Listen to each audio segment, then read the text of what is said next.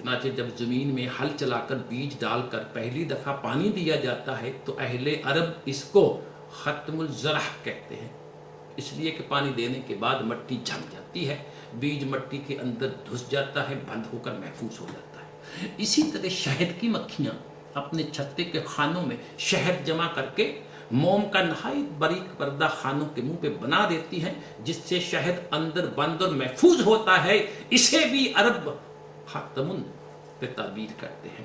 ابن فارس نے بھی کہا ہے کہ خاتمن کے بنیادی معنی کسی چیز کے آخری سرے تک پہنچ جانے کے ہیں۔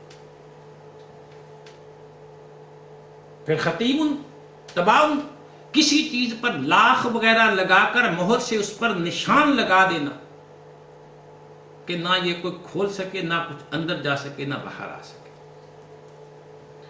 پھر اس مفہوم کو وسعت پیدا کر کے کسی چیز کو بند کرنے اور روک دینے کے لیے بولا جانے لگا، اس لیے کہ مہر لگا کر خط یا دروازہ بند کر دیا جاتا ہے، اس کے اندر کی چیز باہر نہیں نکل سکتی، باہر کی اندر نہیں جا سکتی۔ ختام اس لاخ اور موم کو کہتے ہیں جس سے کسی چیز کو بند کر کے اس پر لاخ لگا دی جاتی ہے، مہر لگا دی جاتی ہے۔ خاتم وہ چیز ہے، وہ انگوٹھی ہے جس سے اس لاخ پر مہر لگائی جاتی ہے۔ ہر چیز کا انجام اور آخر خاتم کہلاتا ہے۔ چنانچہ خاتم الیوم کے معنی ہیں دن کا خاتمہ، خاتم القوم کے معنی ہے قوم کا آخری فرد۔ ایسے ہی ہر چیز جو کھانے پینے کی ہو اس کو ختوم، اس کا آخری حصہ کہتے ہیں۔ ابن فارس افرا کا قول ہے کہ خاتمن اور ختامن دونوں ایک ہی معنی رکھتے ہیں۔ مرزا غلام احمد صاحب اپنے دعویٰ کے ابتدائی ایام میں بڑے تکرار اور اصرار کے ساتھ خاتم النبیین کے معنی آخری نبی کرتے تھے، لیکن بعد میں انہوں نے اپنے مسلک میں تبدیلی کی اور کہا کہ خاتم النبیین کے معنی ہیں وہ جس کی مہر تصدیق سے دوسرے بھی نبی بن جائیں۔ یہ مفہوم اگر اسے مفہوم کہا جا سکے تو قرآن کریم کی بنیادی تعلیم کے یکسر خلاف مقام نبوت سے لا علمی پر مبنی ہے۔ مسلمانوں، نبوت خدا کی طرف سے وہبی طور پر اس منتخب فرد کو ملتی ہے جسے خدا اپنی مرضی اور معیشت اور مشیت کے مطابق اس منصب جلیلہ کے لیے مختص کر لیتا ہے۔ اس میں نہ اس فرد کی اپنی محنت، نہ کاوش، نہ کسی قسم کا کوئی دخل اور عمل ہوتا ہے، نہ ہی کسی کو یہ اتھارٹی حاصل ہے کہ وہ اپنی مہر تصدیق سے دوسروں کو نبی بنا دے۔ قرآن کریم میں تو خود نبی اکرم کے متعلق بعض الفاظ میں اللہ سبحانہ نے فرما دیا کہ حضور کو نبی بننے سے ذرا پہلے اس بات کا علم تک نہیں تھا کہ آپ اس منصب جلیلہ پر فائز ہوں گے، چہ جائے کہ حضور اپنی تصدیق سے دوسروں کو نبی بنائیں۔ پھر اگر رسالت مآب محمد مصطفیٰ صلی اللہ علیہ وسلم کی طرف سے مہر تصدیق کا ثبوت اگر کچھ ہے تو تب ہوتا جب حضور آپ دنیا میں تشریف رکھتے تھے اور بفرض محال اپنے ہاتھ سے کسی کو نبوت کا سرٹیفکیٹ عطا کرتے تو اسے مہر تصدیق تسلیم کیا جا سکتا تھا۔ لیکن آج 1400 سال کے بعد، آج سے 100 سال پہلے کسی کا خود از نبی کا دعویٰ کر دینا اور خود ہی یہ کہہ دینا ہے کہ مجھے یہ نبوت دنیا سے وصال کر جانے والے رسول کی مہر تصدیق سے حاصل ہوئی ہے، بارگاہ خداوندی اور حضور رسالت مآب میں اتنی بڑی جسارت ہے جس کا تصور بھی نہیں کیا جا سکتا۔ ارے انسان جب بے باک ہو جائے تو اس کی حدود فراموشی کی کوئی انتہا نہیں رہتی۔ اب یہاں ایک بہت اہم سوال پیدا ہوتا ہے اور وہ سوال ہے کہ ختم نبوت کے عقیدہ کی اہمیت کیا ہے، اس کے کیا معنی ہے، اس سے کیا فائدہ ہے، کیوں ہے یہ، کیوں زور دیتے ہیں؟ یہ بہت ضروری سوال ہے کہ ختم نبوت کے عقیدہ کی اہمیت کیا ہے۔ تو بھی اس کی اہمیت یہ ہے کہ جب تک اللہ سبحانہ کی طرف سے وحی کا سلسلہ جاری رہا کوئی انسان یہ نہیں کہہ سکتا تھا کہ آنے والا رسول اللہ سبحانہ کی دی ہوئی وحی کی روح سے اس کے اختیارات پر کس قسم کی پابندیاں عائد کرے گا۔ ارے نبوت تو انسانوں پر پابندیاں لگانے بھی آتی۔ ختم نبوت نے اس بات کا حتمی اعلان کر دیا کہ انسانی اختیار اور ارادہ پر جس قدر پابندیاں عائد کی جانی مقصود تھیں، ان سب کی صراحت خدا کی آخری وحی قرآن مجید میں درج کر دی گئی ہے۔ جو انسان وحی کے مطابق پاکیزہ زندگی گزارنا چاہے وہ قرآن کو دیکھ لے، اطمینان کر لے کہ یہ ہیں وہ حدود اللہ جن کے اندر رہتے ہوئے مجھے زندگی معاشرے میں بسر کرنی ہے۔ اس کے بعد اسے اس امر کی ضمانت ہے کہ اس کی پابندی اور آزادی کی حدود میں کوئی تغیر اور کوئی تبدل نہیں ہوگا، نہ کوئی مزید پابندی عائد ہوگی۔ یہ ضمانت مسلمانوں نوح انسان کے لیے ایک رحمت ہے۔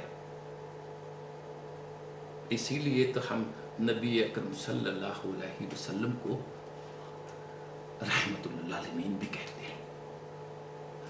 ختم نبوت مسلمانوں وہ ضمانت خدا بندی ہے جس کی روح سے انسان اپنی آزادی کی طرف سے حتمی یقینی طور پر مطمئن ہو جاتا ہے کہ اب کوئی شخص اس کی زندگی کے مسئلے مسائل پر خدا کی طرف سے کوئی پابندی لگانے نہیں آئے گا۔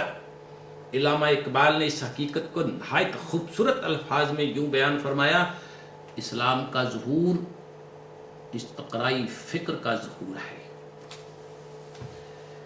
اس میں نبوت اپنے تکمیل کو پہنچی اور اس تکمیل سے اس نے خود اپنی خاتمیت کی ضرورت کو بے نقاب دیکھ لیا۔ اسلام نے مذہبی پیشوائیت، ملا ازم، وراثتی بادشاہیت، ملوکیت کا خاتمہ کر دیا۔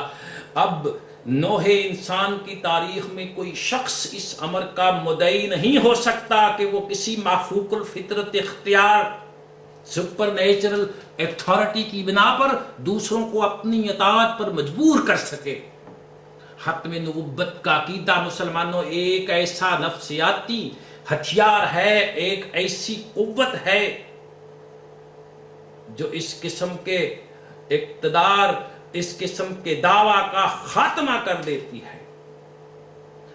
اس عقیدہ کی حامل قوم کو دنیا میں سب سے زیادہ آزاد قوم ہونا چاہیے۔ ہمارے مسلمانوں نے ختم نبوت کے عقیدے پر اتنا زور دیا اور یہ زور دینا بھی چاہیے تھا، لیکن اس کے ساتھ ہی یہ عقیدہ بھی واضح کر لیا کہ خدا کے برگزیدہ انسانوں کو اب بھی خدا کی طرف سے براہ راست علم ملتا ہے۔ انہیں اولیاء اللہ یا صوفیاء اکرام کہا جاتا ہے۔ ان کے اس علم کو کشف اور الہام، آپ نے غور فرمایا اس عقیدہ سے ختم نبوت کی مہر کس طرح ٹوٹ گئی، اور جس دروازہ کو اللہ سبحانہ نے خود بند کیا تھا کس طرح چوپٹ کھل گیا۔ ارے انبیاء تو پھر بھی کچھ عرصہ کے بعد آیا کرتے تھے، یہ حضرات بستی بستی، کوچا کوچا، گلی گلی، نگر نگر، شہر شہر پیدا ہونا شروع ہو گئے۔ اعتراض سے بچنے کے لیے یہ کہہ لیا کہ ان کا علم وحی نہیں بلکہ کشف و الہام ہے، ان کا نام نبی یا رسول نہیں، اولیاء اکرام ہے۔ جو مافوق الفطرت کارنامے ان سے سرزد ہوتے ہیں معجزات نہیں ہیں، کرامات ہیں۔ صرف نام بدل دینے سے مطمئن ہو گئے کہ ہم عقیدہ ختم نبوت کی خلاف ورزی نہیں کر رہے۔ پھر یہ حضرات پیشین گوئیاں بھی کرتے ہیں، اپنے احکام بھی صادر کرتے ہیں، کبھی کھلے الفاظ میں، کبھی یہ کہہ کر کہ قرآن مجید کے فلاں حکم کے باطنی معنی یہ ہے۔ یہی اس کا صحیح اور حقیقی مفہوم ہے۔ ہم کو اللہ سبحانہ سے یہ علم ہوا۔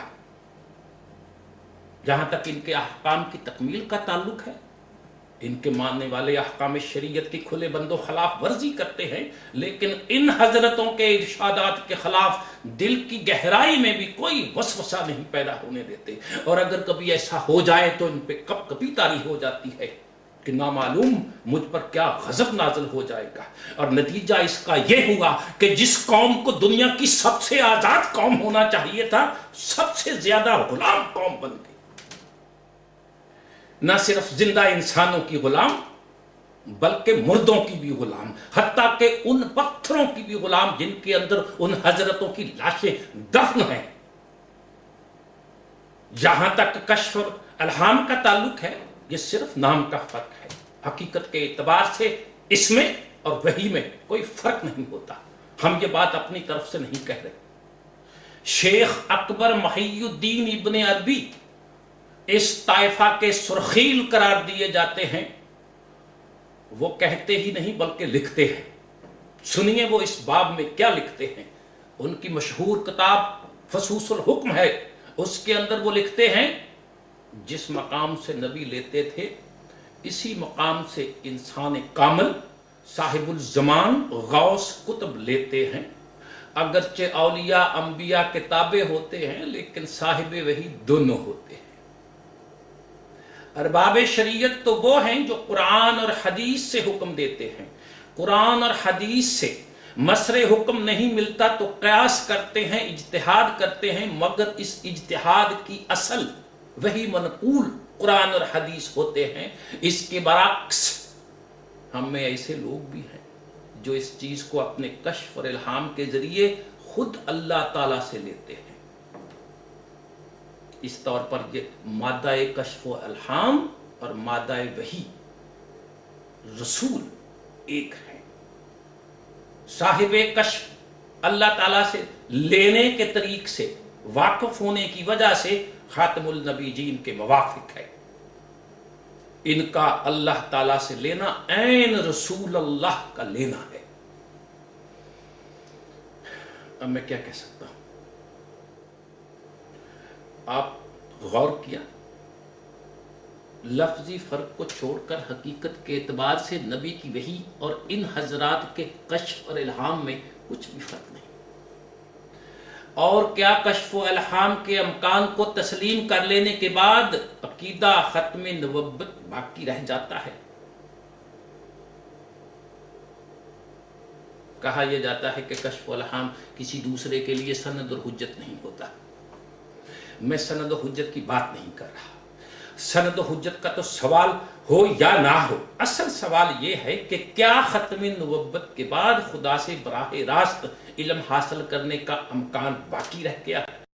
پھر یہاں تک کشف و الہام کے سند یا حجت ہونے کا تعلق ہے، ان حضرات کے وابستگان دامن ان کے نزدیک تو قرآن اور حدیث کا حکم اس قسم کی سند و حجت نہیں رکھتا جس قسم کی سند و حجت ان حضرات کے کشف و الہام ہوتے ہیں۔ ان کے عقیدت مند ان کے کشف و الہام کے خلاف دل کی گہرائیوں میں بھی کسی قسم کا شک و شبہ پیدا ہونے نہیں دیتے۔ اگر پیدا ہو جائے تو مستوجہ غضب خداوندی سمجھتے ہیں۔ مسلمانوں میری ایک بات یاد رکھنا، کشف و الہام کا کوئی تصور قرآن کی کسی آیت میں موجود نہیں۔ پھر یہاں تک اولیاء اللہ کا تعلق ہے، قرآن ان کا کوئی الگ گروہ قرار نہیں دیتا۔ وہ ولی اللہ اس کو کہتا ہے جو مطیع و فرما بردار ہو، جو اللہ کے حکم پر چلنے والا ہو۔ مومنین ہی کی یہ صفت ہے، یعنی قرآن کریم کی روح سے ہر مومن ولی اللہ ہوتا ہے۔ اور اس قسم کے تمام تصورات جو ہم لوگوں میں اب اولیاء اللہ کے لیے موجود ہیں، عیسائیوں سے، یہودیوں سے، ہندوؤں سے مستعار لیے ہوئے ہیں۔ ان کا اسلام سے، قرآن سے، دین سے قطعاً کوئی تعلق